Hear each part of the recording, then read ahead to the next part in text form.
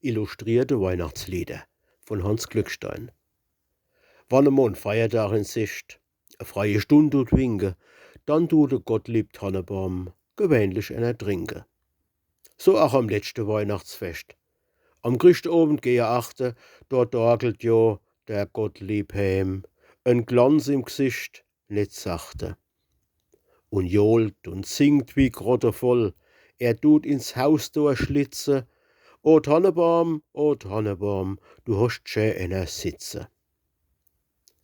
Bei uns daheim im 4. Stock, da wohnt e alte Schachtel, die hat e Stimm, en Spatz, der pfeift dagegen wie e Wachtel. Und da dabei, da meint sie noch, sie kennt die Welt mit Riere, so tut sie auch am Weihnachtstag das Klavierchen malträtiere. Vom Himmel hoch, da komm ich her, so brüllt sie krächzend ober. Da kreicht so 'n Schote wütend nuff, halt's Maul und bleib nur drobe.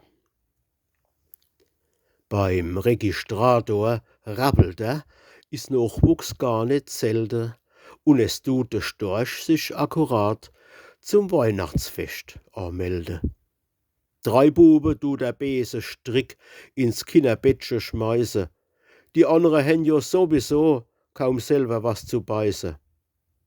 Und der Rappelter, der denkt, wie dort die Gesellschaft schreit: O du fröhliche, o du selige, knabenbringende Weihnachtszeit.